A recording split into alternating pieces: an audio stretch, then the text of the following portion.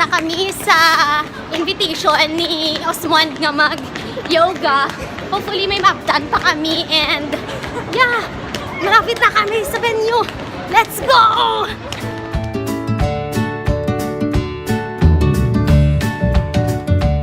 Hello everyone! Ari kami ni Subong sa Festival Mall and together with me is Osmond sa nga best friend sa aking school. Pag-in-invite niya kami gani, libre kami. Yes, exactly.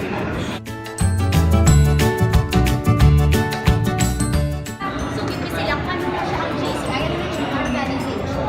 JCI, it stands for Junior Chamber International. We have 4 areas of consideration. Yan yung individual,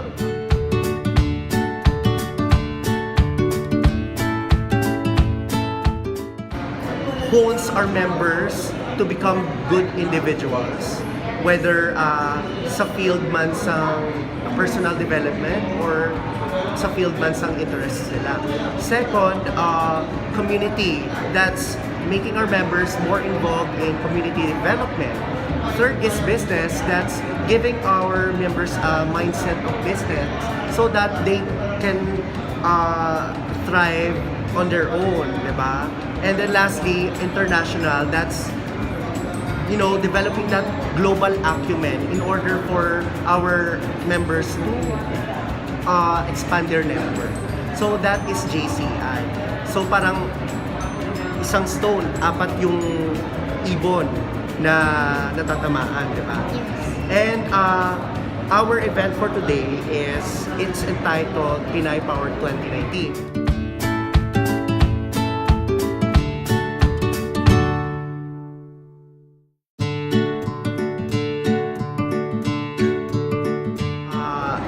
Promoting women empowerment among Filipinos of different ages, diba?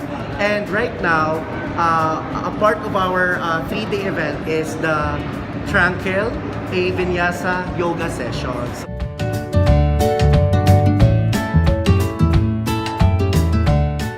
What we really want to achieve is for women to develop this inner peace among themselves. Because obviously, lahat naman tayo, we have our own battles. But then, this yoga, this can help them become the stronger person that they are. Yes, so thank you, Gid, no, Sir Osmond, kay nag-host ang JCI sa mga klase ng mga events para mag-empower sa mga women. So, especially Subong kay Women's Month, and I'm so honored na nag-lingkuhan nila ako kang gapon para mag-talk for women empowerment. It could be cooking, it could be doing DIYs, crochet, or anything. I found mine, I am proud. I hope you are too. Thank you. Hopefully you'll support all the activities of the JCI. May mga upcoming pa kang mga activities? Tomorrow there's gonna be a Miss JCI Pinay Power.